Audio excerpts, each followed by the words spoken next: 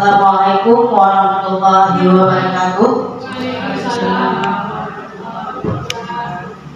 Selamat siang. Salam sehat buat kita semua. Saya Salawati, senang sekali kita dapat berjumpa di acara Diseminasi Budaya Positif bersama calon guru penggerak Angkatan 9 Bu Fitriana SPD. Yang terhormat Bapak Sulaiman SPD selaku Kepala Sekolah SD Negeri 2 Juli.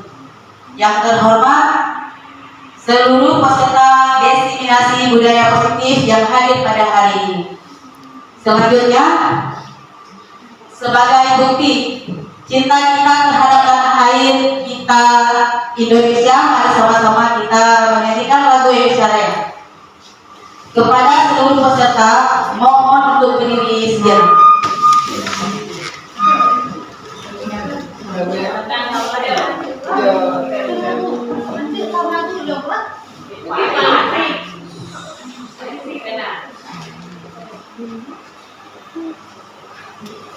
Bikinnya kayak apa ya? Bikin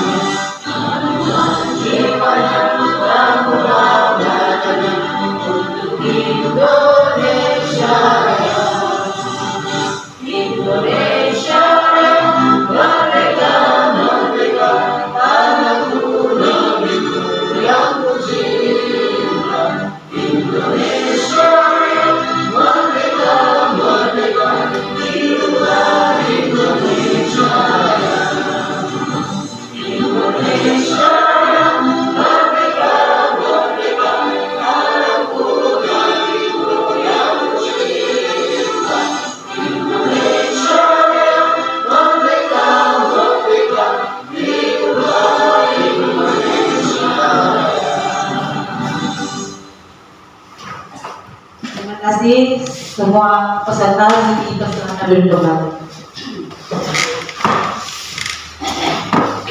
Selanjutnya, untuk mendapat keberkahan dari Allah, mari sama-sama kita berdoa dimulai.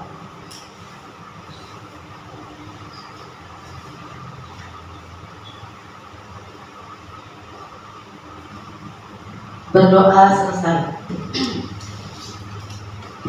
Berikutnya, mari kita simak bersama sambutan dari Kepala Sekolah SD Negeri 2 Juli, Bapak Sulaiman SPD. Kami persilakan.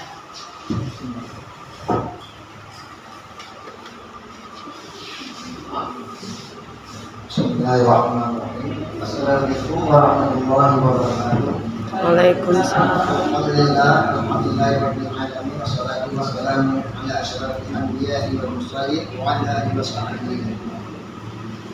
Puji beserta syukur mari sama-sama kita panjatkan hadirat Allah Subhanahu wa taala yang karena pada hari ini sangat berbahagia kita dapat diberi kesehatan dan kekuatan sehingga kita dapat berkumpul di ruang yang berbahagia dan sederhana.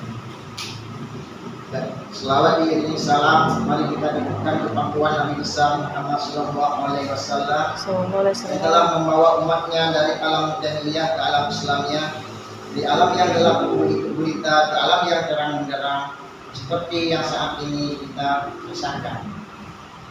Nama penghormatan saya kepada seluruh Dewan Guru SD Negeri 2 Juli, dan yang terutama, yang paling utama, mohon saya yaitu kepada guru dalam guru penggerak kita yaitu Ibu Fitriana, itu dalam guru penggerak ke-9.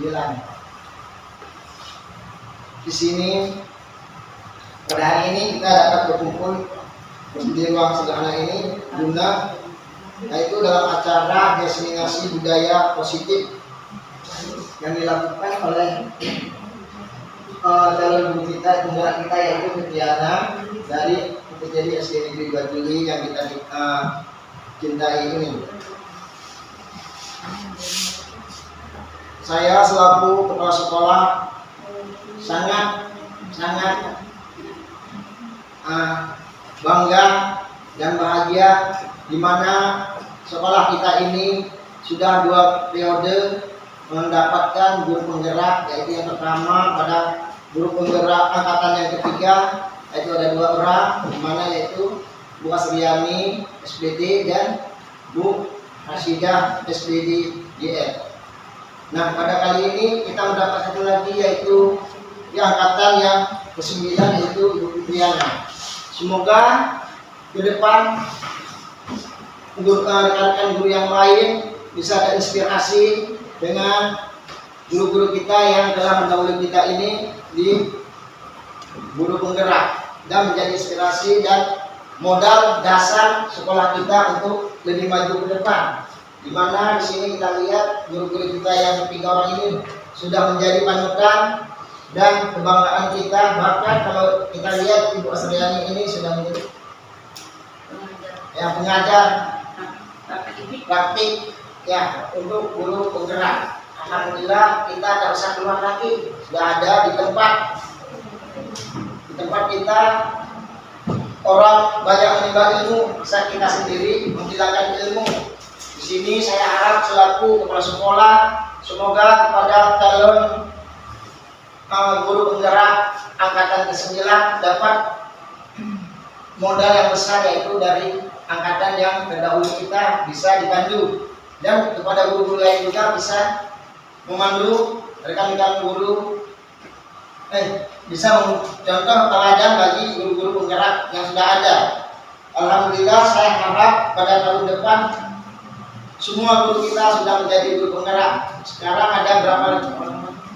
2 orang lagi mengikut, 4 orang lagi guru kita yang lagi mengikuti calon guru penggerak di angkatan ke-10 dan 11. Alhamdulillah, mudah-mudahan di masa akan datang lebih lagi dan mungkin akan semua guru menjadi guru penggerak. Di mana para calon guru penggerak ini bisa berbagi ilmu dan bermanfaat kepada sekolah, murid, dan rekan-rekan guru lainnya, terutama dalam proses pembelajaran, yaitu pada literasi dan numerasi. Di situ sekolah kita sangat kurang. Mudah-mudahan tahun depan akan lebih bagus yang saya harapkan.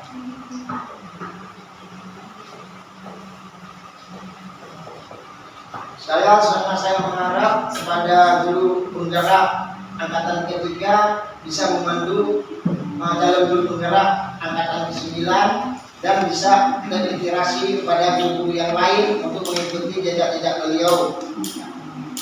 Dan kita harap semoga dengan adanya guru-guru penggerak di sekolah kita, murid-murid kita akan lebih mempunyai jiwa belajar maupun yang positif dan bisa belajar lebih aktif dan dapat kita terapkan sesuai dengan misi dan visi sekolah kita sendiri. Oleh karena itu, masih banyak proses dan alur yang dihadapi oleh guru penggerak ini. Ini baru tahap disimulasi ya. Dalam tahap inilah kita bisa melihat dan mencontoh, kita bawa kepada proses pembelajaran kita di kelas masing-masing. Jadi mari kita sukseskan semua kegiatan calon guru penggerak kita ini.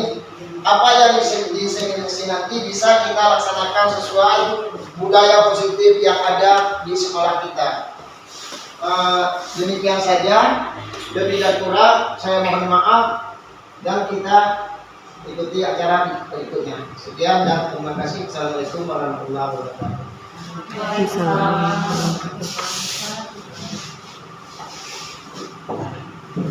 Baiklah, untuk selanjutnya kita minta sedikit arahan dari Bu Astiani SPD selaku guru penggerak atas 3. Kepada Bu Astiani SPD, disilakan.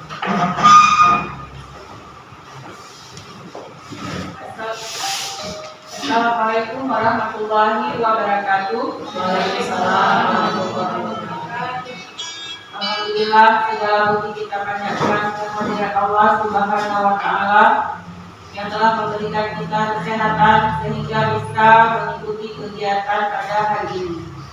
Selawat dan salam kita jatuhkan kepada Nabi kita Muhammad Sallallahu alaihi wasallam beserta keluarga dan sahabat beliau sekalian. Terima kasih atas kesempatan yang diberikan kepada saya dalam hal menyampaikan sedikit tentang diseminasi budaya positif yang akan dilakukan oleh Ibu Fitriana. Sebelumnya mungkin saya akan memperkenalkan dulu apa itu yang dimaksud dengan budaya positif dan diawali dengan diseminasi.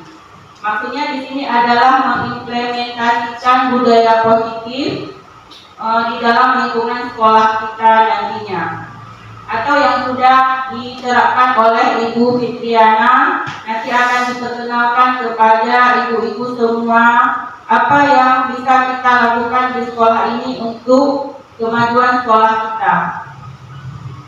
Budaya positif itu dimulai dari saling menghargai, saling menghormati seluruh yang ada di sekolah kita, mulai dari guru juga siswanya, termasuk hubungan kita dengan kepala sekolah dan juga komite. Kepada Ibu Fitriana, saya persilakan untuk segera memaparkan apa yang ingin disampaikan kepada rekan-rekan semua. Semoga apa yang kita dapatkan hari ini bermanfaat bagi kita dan dapat kita wujudkan di lingkungan SD Negeri 2 Juli kita ini. Assalamualaikum warahmatullahi wabarakatuh. Baik, terima kasih kepada Bapak Sulaiman dan Ibu Astiani yang sudah menyampaikan sedikit sambutan. Selanjutnya, kegiatan selanjutnya yaitu kegiatan ini yang akan disampaikan oleh calon guru penggerak angkatan 9 yaitu Bu Fitriana SPD dengan materi tentang diseminasi budaya positif. Kepada Ibu Fitriana SPD, disilakan.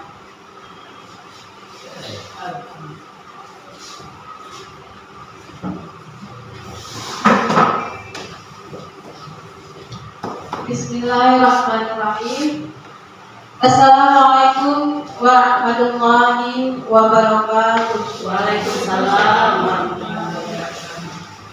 Alhamdulillah kita ucapkan hari ini kita telah diberi kesempatan, telah diberi umur panjang untuk melaksanakan acara salah satu program dari guru penggerak.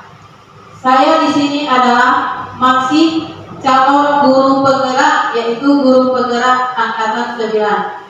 Jadi dengan izin Allah hari ini kita melaksanakan tugas saya yang ada di modul 14 ini, yaitu mendiseminasi budaya positif di lingkungan sekolah oleh calon guru penggerak.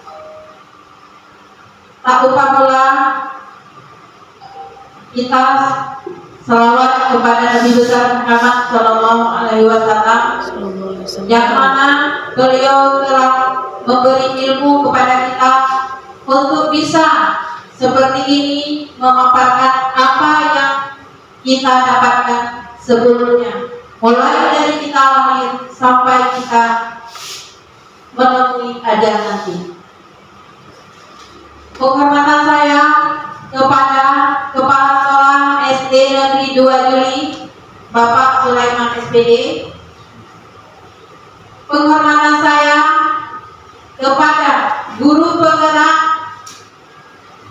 Angkatan 3 Ibu Asriani sebagai guru dari UPTD SD Negeri 2 Juli, dan teristimewa kepada rekan-rekan guru SD Negeri 2 Juli yang saya muliakan. Terima kasih atas kesempatan ini. Alhamdulillah, lebih dan kurang saya sudah menjalani bulan ketiga sebagai calon guru penggerak angkatan ke-9. Jadi di bulan ketiga ini saya punya sedikit tugas, yaitu mendiseminasi budaya positif di lingkungan sekolah kita. Ini adalah judul dari modul 14 yang sedang kami jalani ini.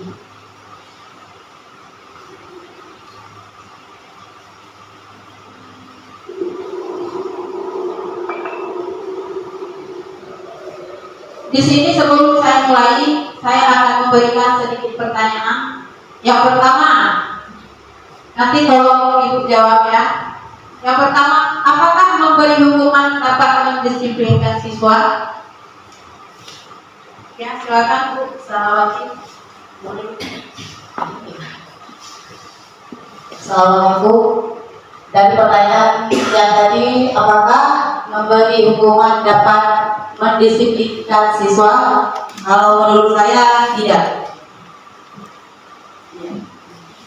Ini terima kasih jawaban Bu Salawati. Nanti jawabannya kita lihat dulu ya. Yang kedua, pemberian prestasi siswa dapatkah meningkatkan prestasi siswa?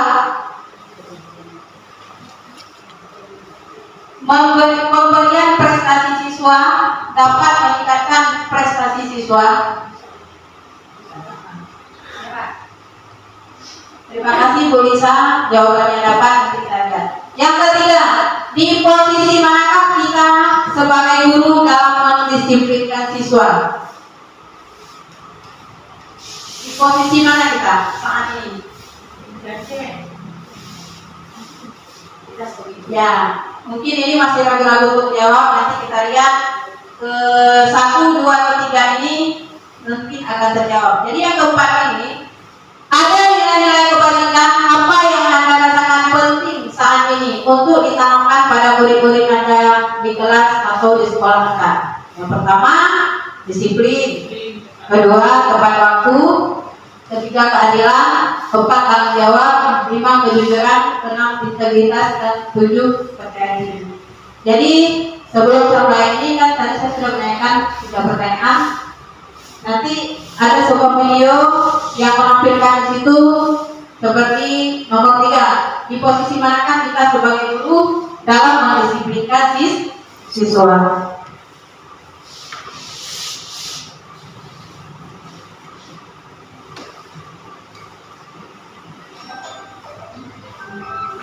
Sedikit saya baca uraian dari Ki Hajar Dewantara, yaitu filosofis pendidikan profil pelajar Pancasila.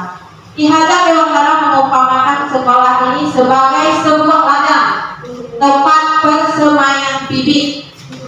Agar bibit bisa berkembang secara maksimal, maka petani dapat memperbaiki kondisi tanah, memelihara bibit tanaman, memberi pupuk dan air untuk membasmi ulat-ulat atau jamur-jamur yang mengganggu hidup tanaman dan lain sebagainya. Dari uraian ini kita dapat memahami bahwa sekolah kita ini diibaratkan sebagai tanah tempat bercocok tanam, sehingga guru harus mengusahakan sekolah menjadi lingkungan yang menyenangkan, melindungi murid dari hal-hal yang tidak baik sesuai dengan profil pelajar Pancasila. Jadi di sini dijelaskan oleh KHD di hadapan Dewantara bahwa sekolah kita ini adalah sebagai karena apalagi sebagai tempat istilahnya kita ini adalah sebagai petani. Nah, jadi anak-anak ini adalah sebagai bibit yang harus kita bina, kita pupuk seperti dibilang tadi untuk membasmi ulat-ulat yang ada di lingkungan sekolah kita ini.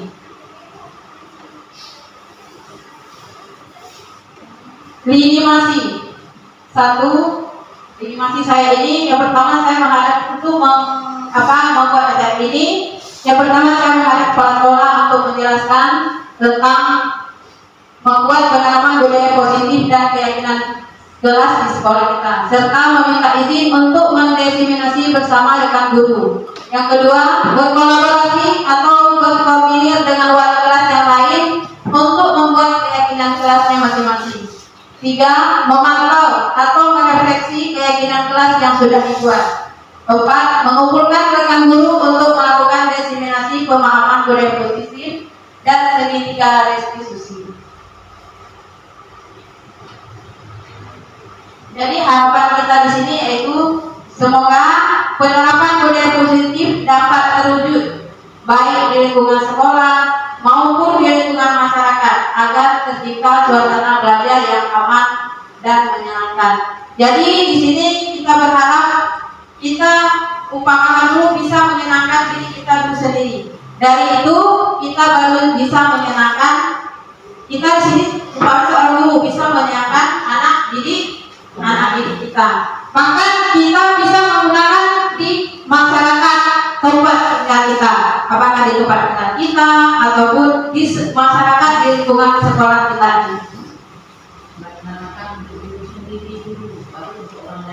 Ya, yang utamanya betul kita programkan untuk diri sendiri dulu. Setelah itu baru kita ukur orang lain. Terus selanjutnya budaya positif. Apa itu budaya positif? Budaya positif adalah perwujudan dari nilai-nilai atau keyakinan universal yang diterapkan di sekolah. Budaya positif diawali dengan perubahan paradigma tentang teori kontrol. Terus selama ini barangkali kita sebagai guru merasa berkewajiban mengontrol perilaku siswa agar memiliki perilaku siswa sesuai yang kita harapkan.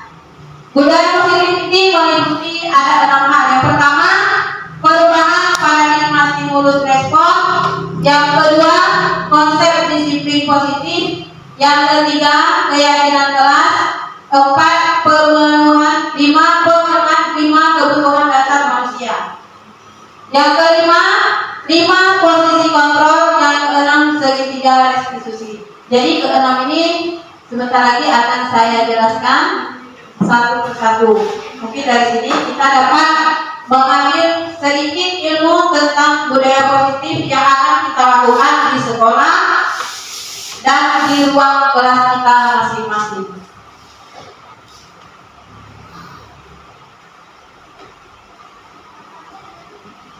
Yang pertama, perubahan paradigma stimulus respon, yaitu untuk membangun budaya yang positif, sekolah perlu menyediakan lingkungan yang aman, nyaman, agar murid-murid mampu berpikir, bertindak, dan menciptakan dengan merdeka, mandiri, dan bertanggung jawab. Salah satu strategi yang perlu ditinjau ulang adalah bentuk disiplin yang kita jalankan selama ini di sekolah kita masing-masing.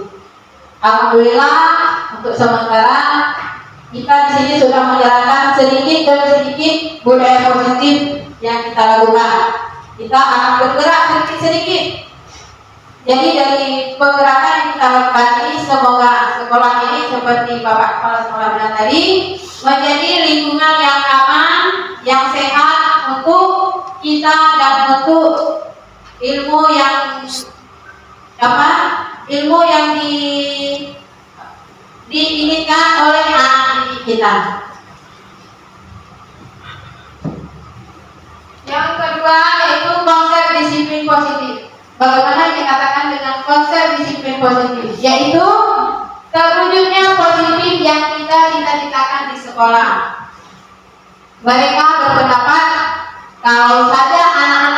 disiplin, pasti mereka akan bisa belajar.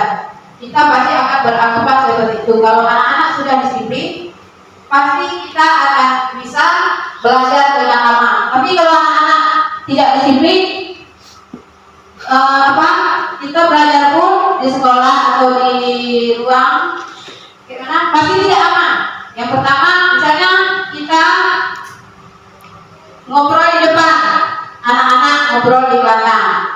Kita ngobrol di depan lagi, anak-anak di belakang lain. Berarti kita tidak menciptakan bukan berarti anak-anak tidak boleh ngomong itu, tapi yang positif. Kalau kamu awalnya golongan penggerak tidak menguasai kelas. ya Penggerak. kalau dulu ya betul, kalau dulu kita dikatakan tidak menguasai kelas, sekarang sudah ditimbulkan kembali dengan program guru penggerak ini. Nah, jadi di sini makanya dikatakan dengan kita harus mendisiplinkan siswa atau murid. Jadi seperti yang kita bilang tadi, kita harus mendisiplinkan diri kita sendiri, baru kita mendisiplinkan orang lain. Ada 3 macam motivasi perilaku manusia. Yang pertama, untuk menghindari ketidaknyamanan atau hukuman. Yang kedua, untuk mendapatkan imbalan atau penghargaan dari orang lain. Untuk menjadi orang yang mereka inginkan dan menghargai diri sendiri dengan nilai-nilai yang mereka percaya. Jadi motivasi internal lebih berjangka lama dan membuat siswa makin kuat secara karakter. Hal tersebut sejalan dengan pemikiran Ki Hajar Dewantara, yang artinya di sini siswa sendirilah yang menginginkan dirinya menaati peraturan sesuai dengan keyakinan universal atau keyakinan. Sekarang kita lanjut yang ketiga, yaitu keyakinan kelas. Keyakinan kelas adalah metode untuk menimbulkan kembali disiplin positif yang didasari oleh motivasi dalam diri. Proses pembentukan keyakinan kelas itu ada beberapa. Yang pertama, waktu kita membuat keyakinan kelas, kita tanyakan dulu pada murid tentang masalah atau harapan yang diinginkan di kelas. Yang kedua, eksplorasi ide dari murid untuk mencapai kelas impian. Yang ketiga, ambil kesimpulan dari ide murid. Keempat, ubah ide menjadi keyakinan kelas. Yang ketiga, tanda-tangani kontrak keyakinan kelas. Jadi waktu saat kita buat keyakinan kelas, kita tanyakan dulu sama murid-muridnya. Kita hari ini di kelas ini kita mau buat apa? Kesepakatan yang kita ambil bersama dengan murid. Setelah anak-anak menulisnya, jadi kita tempelkan di dinding atau di kertas.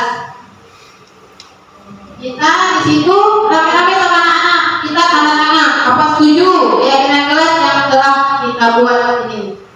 Jadi hari ini saya akan mencoba memberikan sedikit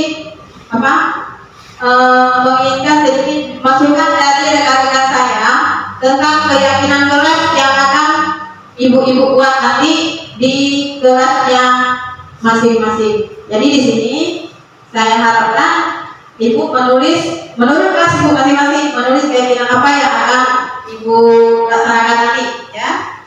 Ibu yang tahu misalnya, apakah keyakinan kelas dengan kesepakatan kelas sama?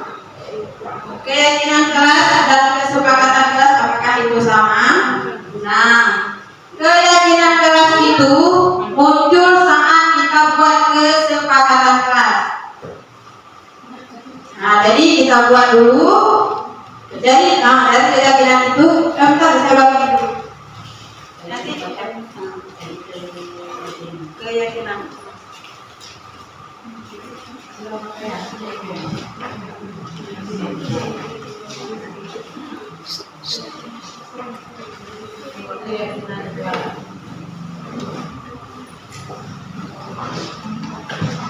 Ini ibu tulis, misalnya ibu kelas 1, keyakinan kelas ibu apa? Ibu kelas 2 atau kelas 3, ibu tulis tuh. Ya, sama dengan harus yakin dan yang aku dan harus yakin. dalam itu orang kita tuh. Nah,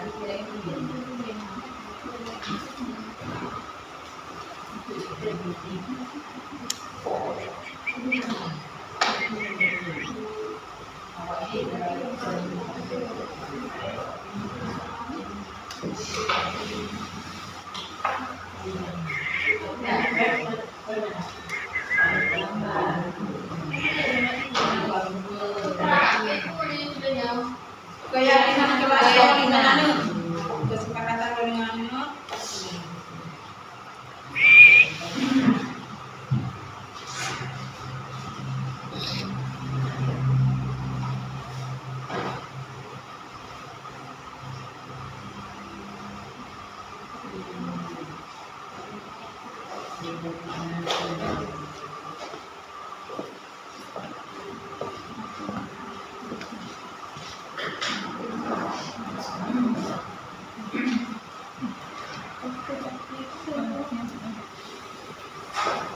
Bapak sebelum masuk ulang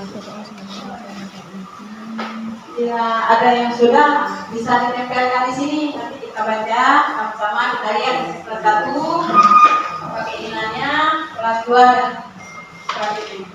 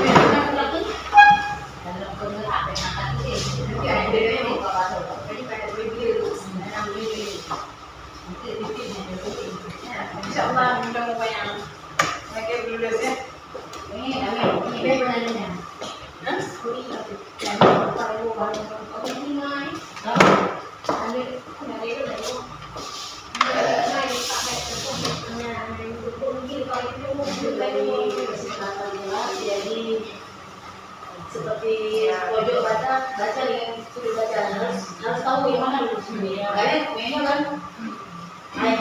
ilmu. Iya. Jadi tadi kan buat timnas ada.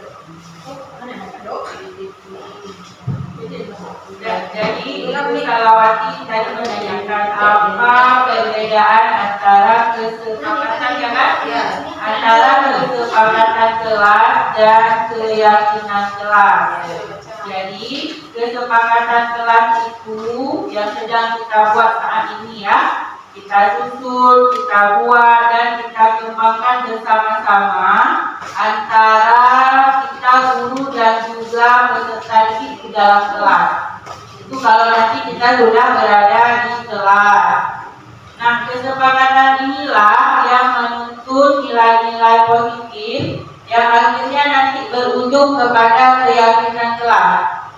Nanti kalau sudah terbentuk apa saja kesepakatan yang kita buat bersama murid, nah itulah keseluruhannya itu dinamakan dengan keyakinan kelas. Kenapa? Karena keyakinan itu menurun dari diri sendiri siswanya. Jadi udah yakin berarti apa yang dia buat, bukan kita. Kalau kesepakatan bisa saja kita tempel-tempelkan, tapi ini memang sudah dari siswanya sendiri. Terima kasih.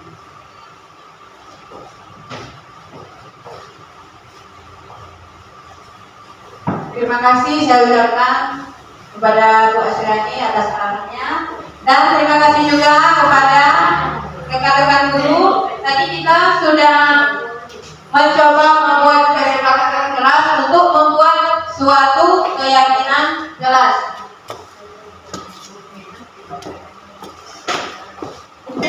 Yang pertama saya baca di bawah, keyakinan kelasnya harus dibuat berdasarkan kesepakatan kelas yang diyakini bersama, dapat menanamkan nilai-nilai positif murid.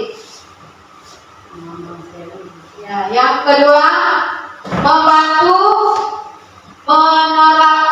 menciptakan harapan yang jelas. Terus, satu, datang tepat waktu terutama saat hari upacara. Yang kedua, menghormati guru ataupun rekan sejawat. Ketiga, menciptakan suasana tenang saat belajar. Ya, ini merupakan kesepakatan kita. Ini keyakinan kelas kita nanti arah kemana? Ya. Terus menciptakan saling pengertian antara guru dan siswa. Nah, ini yang perlu kita ciptakan. Kalau nggak saling mengerti antara guru dan murid, pasti kesepakatan ataupun suasana yang nyaman yang rencana kita ciptakan pasti tidak akan tercapai. Yang selanjutnya, ketika guru berbicara menjelaskan materi, semua siswa harus memperhatikan dan mendengarkan. Ya. Jangan ada yang membuili di kelas atau di lingkungan sekolah. Selanjutnya, mendorong rasa tanggung jawab di kelas. Nah, ini seperti kita bilang tadi, mendorong rasa tanggung jawab di kelas. Jadi nanti kita ajarkan ke anak-anak, buatlah tanggung jawab dari diri kita sendiri. Setelah itu, kita akan menciptakan tanggung jawab bersama. Yang selanjutnya, di kelas itu harus sepakat antara siswa dengan guru. Ya, waktu kita buat itu kita harus sepakat dengan murid dan guru. Selanjutnya, keyakinan kelas terakhir. Satu, berbaris sebelum masuk kelas. Kedua, berdoa sebelum belajar. Ketiga, intan waktu keluar. Kalau ingin bertanya, tunjuk tangan. Menghormati guru dan teman, bertanggung jawab terhadap tugas. Ini merupakan hasil yang saya bacakan. Kesimpulan hasil dari kesepakatan kita sudah terjawab di kelompok ini. Ya, alhamdulillah untuk saat ini kita sudah mengerti untuk menciptakan budaya positif yang kita lakukan di sekolah kita. Selanjutnya, keyakinan kelas atau kesepakatan kelas menurut saya sangat perlu, karena dengan kesepakatan kelas anak bisa mematuhi aturan, karena bisa mematuhi aturan yang kita buat. Nah, jadi dengan kita membuat kesepakatan kelas itu, maka akan diulang keyakinan kelas yang akan kita terapkan di kelas seperti yang saya bacakan tadi. Masuk, jangan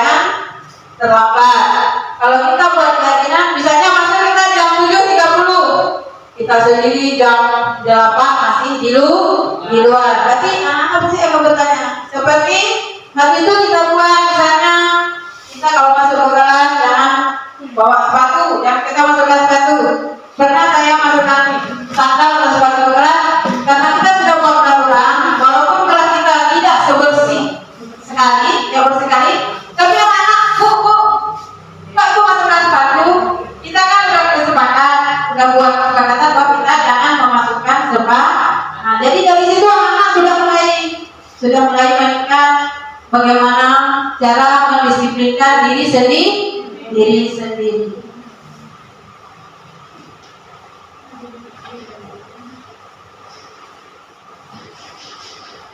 Nah, sekarang selanjutnya pemenuhan 5 kebutuhan dasar manusia, yaitu kebutuhan dasar manusia itu ada 5, yaitu kebutuhan bertahan hidup, yaitu kebutuhan berkaitan dengan fisik seperti makan, tidur, tempat tinggal dan sebagainya. Yang kedua, kebutuhan cinta dan kasih sayang atau penerimaan. Yang ketiga, kebutuhan penguasaan pengakuan atas kemampuan. Keempat, kebutuhan kebebasan. Yang kelima, kebutuhan akan kesenangan. Jadi di sini ini dikatakan dengan 5 kebutuhan dasar manusia ya, yang sudah saya bacakan tadi. Jadi yang pertama tadi kita butuh kebutuhan hidup. Jadi kita hidup ini perlu makan, perlu tempat tidur, tempat tinggal dan lain sebagainya. Seperti juga anak-anak kita. Jadi mereka juga mengingat hal seperti itu. Masuk kelas yang nyaman, jangan ada ganggu di sini, ganggu di sana sama teman-teman. Kedua, kebutuhan cinta dan kasih sayang. Jadi dari situ kita ciptakan hubungan dengan anak-anak kita, menciptakan rasa cinta dan kasih sayang. Yang ketiga, pengakuan akan kemampuan, kebutuhan kebebasan. Kita pilih, kita kasih kepada anak-anak pilihan, bukan untuk pilihan yang negatif, tetapi pilihan yang berbudaya positif. Yang kelima, kebutuhan akan kesenangan. Selanjutnya, yaitu ada 5 posisi kontrol. Apa itu 5 posisi kontrol? Yaitu 1 penghukum, 2 pembuat rasa bersalah, 3 teman, 4 pemantau, 5 sebagai manajer. Jadi di sini yang kelima ini tadi berhubungan dengan soal nomor 3. Kita di sini sebagai guru sedang berada di posisi mana?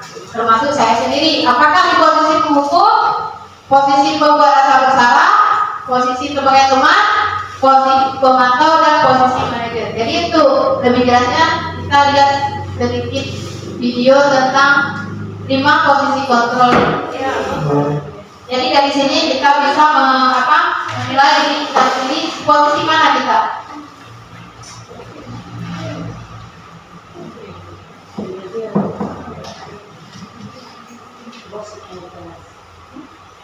Posisi kita di kelas, kemudian bos kita di kelas.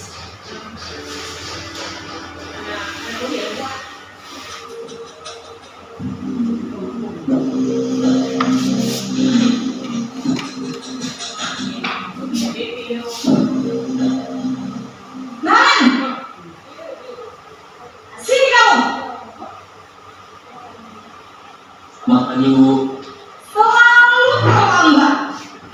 Kamu deh pasti terlambat. Aku, saya. Apa? Apa coba? Alasan kamu apa lagi? Kapan sih kamu tidak terlambat? Malas sekali ya kamu jadi anak. Saya. Dasar pemalas. Gak kapok-kapok sih kamu. Sudah berapa kali terlambat? Sana. Kamu beli lapangan basket 2 kali. Kenapa saya harus beli lapangan basket, Bu? Kenapa? Kamu lawan ibu. Berani-beraninya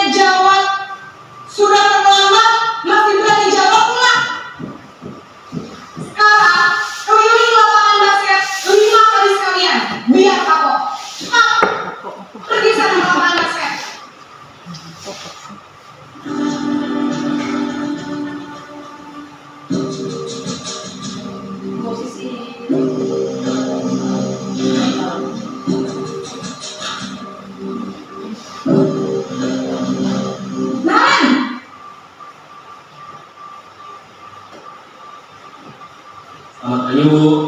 Naren, kamu kenapa terlambat lagi, nak? Ya Tuhan, Naren, kamu senang ya bikin ibu susah ya? Kalau kamu terlambat lagi, nanti ibu yang berbuat kepala sekolah, nak.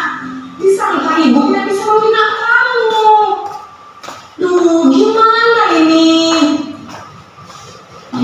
Maaf Bu.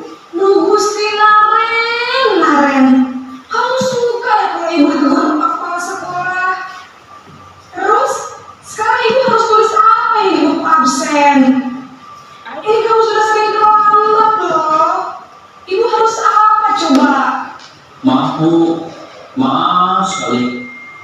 Ya sudah, lain kali jangan bikin ibu susah lagi ya nak ya. Ibu tidak akan kuat lagi kalau kamu begini terus. Bisa jantungan kalau ibu ditegur sama kepala sekolah. Sana cepat kelas. Maaf ya Bu. Maaf sekali. Posisi kemudian rasa bersalah, berbicara dengan nada tenang.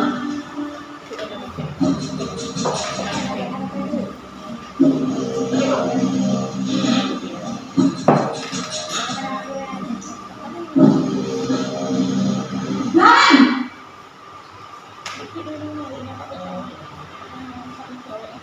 Selamat pagi Bu. wah, sudah jam berapa ini nak? Terlambat lagi ya sayang. Iya Bu. Habis ibu saya lupa bangunkan saya Bu. Kamu malah menyalahkan ibu kamu. Kamu bukannya anak yang lari yang paling kencang. Kok terlambat sih? Iya Bu. Saya memang bangun tadi. Jadi biarpun saya lari kencang, tetap gak kejar Bu. Ya sudah sana, nanti lain kali larinya lebih kencang lagi ya. Biar gak terlambat lagi. Bikin senang ibu demi ibu. Bisa kan? Bisa Bu.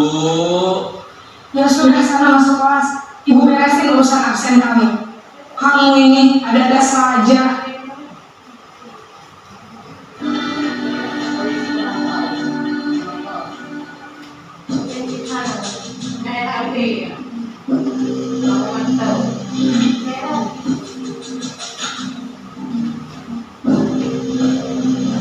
Nan!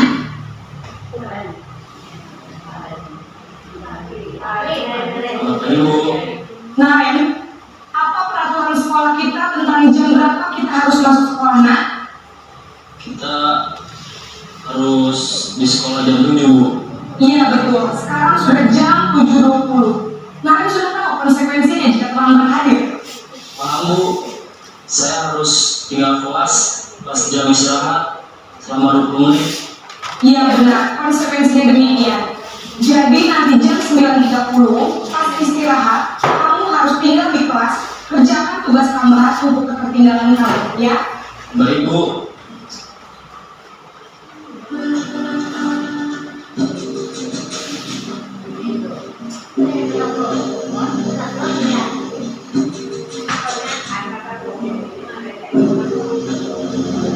Naren!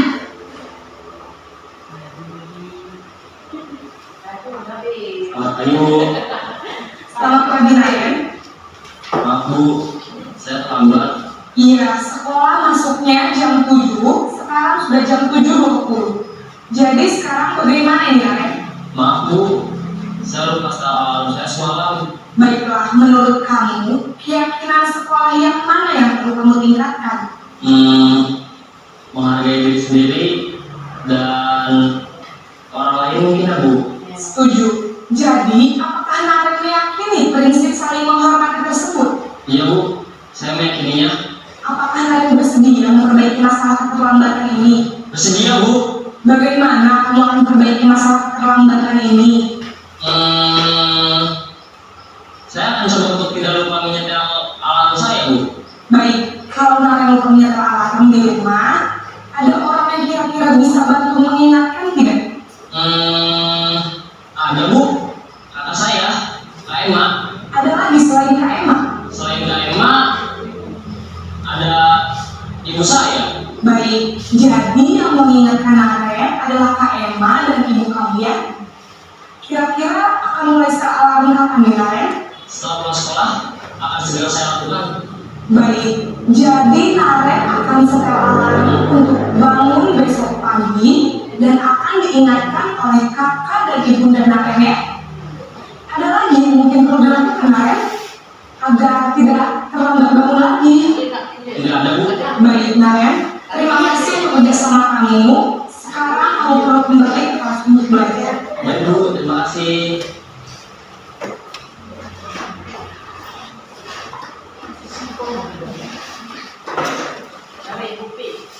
Nah, kita tadi sudah memperhatikan sekilas tentang video 5 posisi kontrol kita karena kita di sekolah sebagai guru.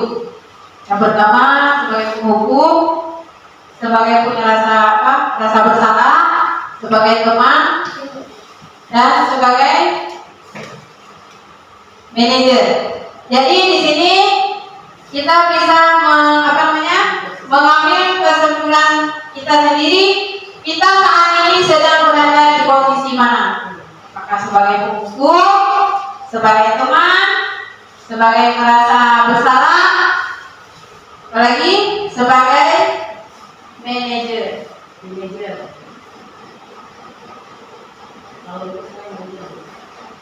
Kalau menurut gimana Bu? Menurut saya di posisi manajer. Ya, sebenarnya kita guru ini ini saya pribadi setelah kita lihat video tadi, kita tadi pertama bisa seperti soal nomor 3 tadi, kita sebagai guru berada di posisi mana? Kita kan nggak tahu jawab di posisi apa. Jadi inilah pertanyaan ke nomor 3 tadi. Jadi sekarang kita terjawab soal nomor 3 tadi, di posisi mana kita yang sesuai kita terapkan kepada si anak. Jadi memang di sini di posisi manajer itulah yang sangat kita harapkan kita sebagai guru bisa menerapkan kepada si anak. Jadi soal nomor 3 tadi kan sudah terjawab di posisi mana kita. Ini dalam hati kita masing-masing di sini.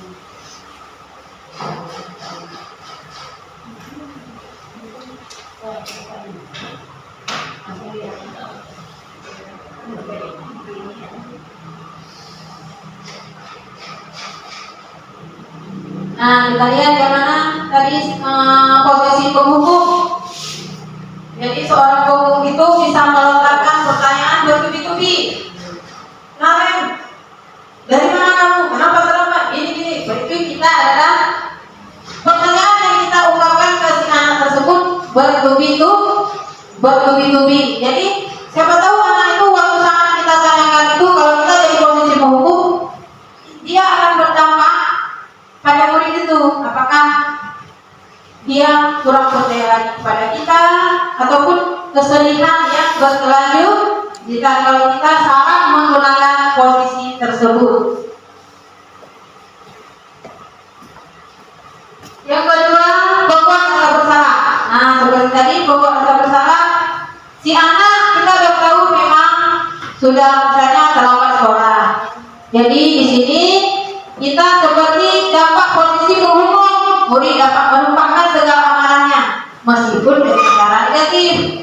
Pernah kita rasakan itu semua, bahwa kita pernah menjadi pembuat rasa bersalah. Yang ketiga sebagai teman. Nah, tadi video sudah kita saksikan bagaimana posisi kita sebagai teman.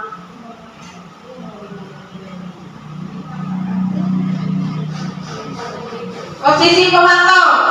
Nah, dari situ kita bisa menjadi, berarti kita guru ini bisa juga menjadi seorang pemantau untuk anak didik kita. Yang kelima, sebagai manajer. Dari di sini posisi kita yang sangat diutamakan yaitu adalah sebagai posisi manajer, yaitu kita ciptakan hubungan sama anak seperti anak dengan anak dengan ibu, anak dan misalnya anak dengan kawan. Jadi kita di sini bisa menerapkan sebagai posisi manajer. Nah, ini adalah segitiga segitiga restitusi. Apa itu segitiga restitusi?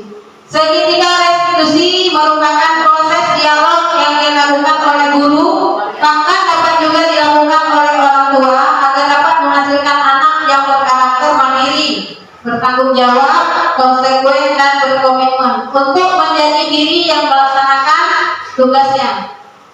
Dalam segitiga restitusi ini ada 3 hal. Yang pertama, menstabilkan identitas. Yang kedua, memvalidasi tindakan yang salah. Yang ketiga, menanyakan keyakinan. Di sini saya dapat memperlihatkan sebuah video tentang segitiga restitusi. Bagaimana itu yang dikatakan segitiga restitusi?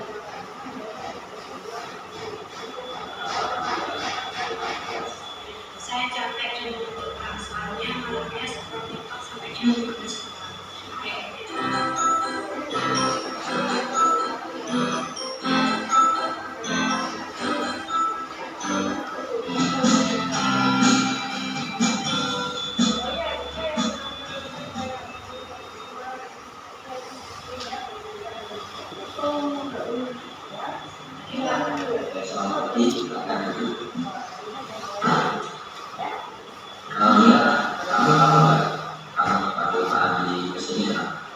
Mungkin berkaitan dengan tugas Pak.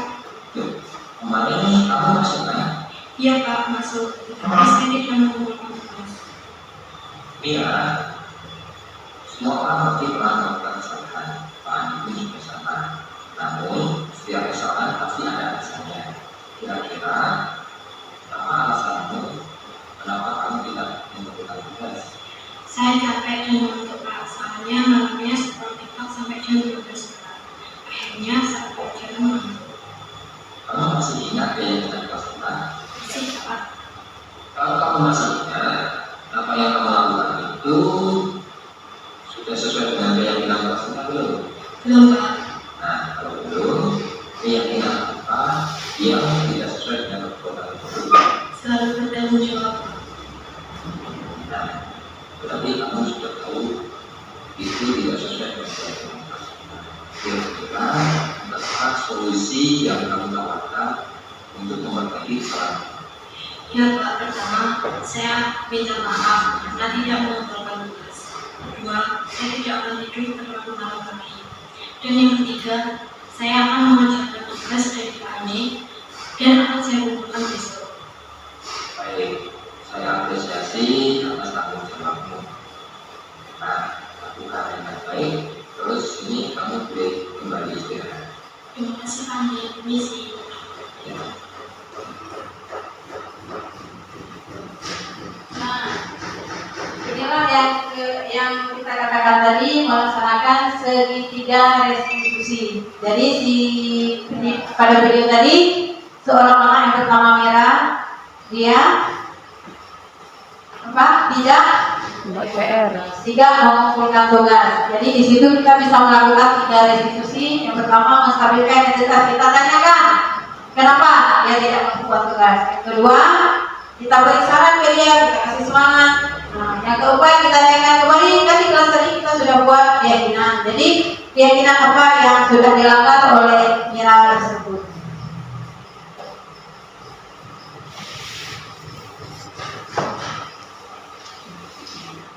Nah, ini contoh segitiga restitusi. Jadi di segitiga ini dijelaskan kamu tentu punya alasan mengapa melakukan itu.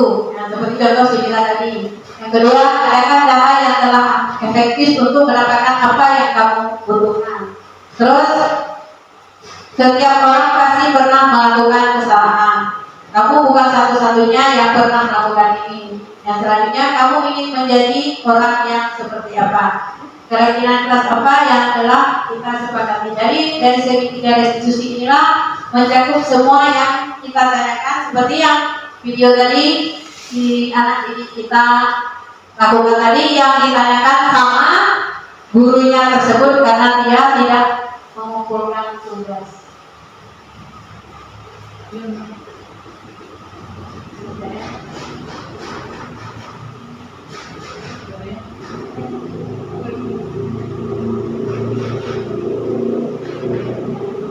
Hanya ini saja yang dapat saya sampaikan tentang tugas saya sebagai diseminasi budaya positif di lingkungan sekolah oleh calon guru penggerak.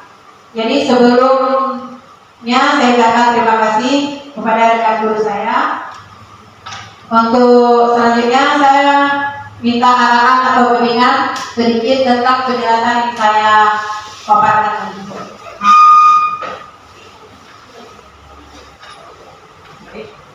Terima kasih Ibu Fitriana. Mungkin saya akan sampaikan sedikit ya, kita tarik kesimpulan dari apa yang sudah disampaikan oleh Bu Fitriana. Tadi berarti budaya positif yang ingin didiseminasikan bagi kita adalah menyangkut dengan membuat keyakinan jelas. Itu insya Allah ya, mungkin sudah ada yang menerapkan, walau mungkin nggak tahu, oh ini namanya budaya positif. Ternyata saya sudah melakukan di kelas sejak lama.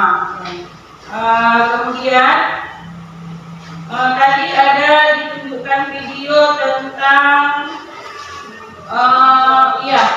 yang memberi hukuman ya, seorang guru yang melakukan ya, kalau ada siswa yang melanggar itu akan diberi hukuman. Nah, apakah setelah ibu-ibu menyaksikan video itu, siswa yang diberi hukuman, apa siswa itu akan merubah sifatnya? Ya, berarti itulah yang terjadi seandainya anak didik kita terus-terus hanya dengan memberikan hukuman dia terlambat, kita suruh dia untuk berlari, besoknya ternyata terlambat lagi. Jadi dengan adanya kegiatan hari ini kita sudah bisa mengetahui apa yang harusnya kita lakukan. Oh, ternyata dengan memberi dia hukuman lari ataupun membersihkan kamar mandi tidak akan mengubah sifatnya. Karena kenapa? Itu bukan datang dari dirinya sendiri. Dia akan berpikir, kalau nanti setelah saya selesai membersihkan itu kan sudah selesai, berarti tidak ada lagi apa yang harus saya lakukan. Dia berarti tidak punya kesempatan untuk merenungi kesalahannya. Iya. Kemudian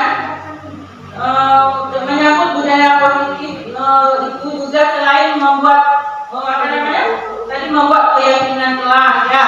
Kemudian ada segitiga restitusi. Di samping itu kita juga bisa mengaitkan dengan apa sih yang dibutuhkan oleh peserta didik kita. Seperti kan kegiatan kita yang kemarin, kita ingin meningkatkan literasi di sekolah supaya rapor pendidikan kita tidak merah lagi. Itu bisa kita mengadakan kegiatan-kegiatan literasi. Itu juga merupakan salah satu budaya positif yang perlu kita terapkan di sekolah. Kemudian kegiatan-kegiatan yang bisa menumbuhkan karakter peserta didik, baik itu yang berhubungan dengan religius.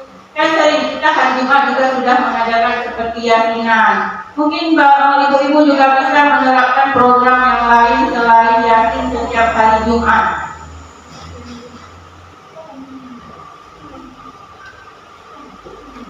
Kemudian menyangkut segitiga restitusi itu juga merupakan bagian dari budaya positif. Untuk apa sih dilakukan segitiga restitusi? Setelah ibu-ibu menyaksikan video itu, agar mereka ada yang iya. Setelah siswa melakukan suatu kesalahan, jadi kita guru bukan hanya langsung menegur, memarahi, tapi caranya bisa dengan melalui segitiga restitusi yang tujuannya adalah menciptakan peserta didik itu untuk memperbaiki kesalahannya. Dan berulang lagi ke tadi bahwa kita sudah menerapkan keyakinan jelas. Seperti itu ibu-ibu, semoga kegiatan pada hari ini memberi dampak bagi kita, bisa menerapkan semua budaya positif yang menurut kita memang itu kita dibutuhkan oleh peserta didik. Baik, selanjutnya Ibu Salawati, mungkin ini sudah berakhir ya. Silakan Ibu Salawati.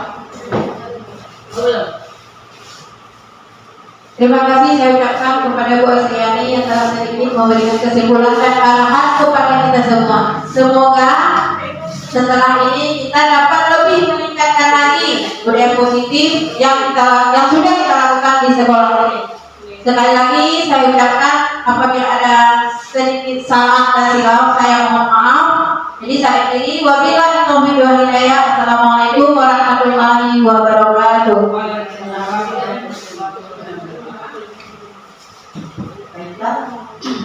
Baiklah, terima kasih buat untuk Ibu Fitriana yang sudah menjelaskan tentang materi budaya positif yang menurut saya sangat luar biasa sekali. Dengan adanya acara seperti ini, kita lebih mengetahui ataupun lebih meningkatkan bagaimana ya dari kita dari guru dulu untuk meningkatkan budaya positifnya. Kalau gurunya sudah meningkatkan budaya positif, secara otomatis saya kira peserta kita juga akan mengikutinya. Itu saja. Terima kasih. Semoga teman-teman yang sudah hadir mendapatkan nilai positif untuk kegiatan kali ini dan bisa membawa kita ke hal yang positif dan lebih positif lagi untuk kedepannya. Oke, saya Salawati. Pamit dulu ini. Wassalamualaikum warahmatullahi wabarakatuh. Waalaikumsalam warahmatullahi wabarakatuh.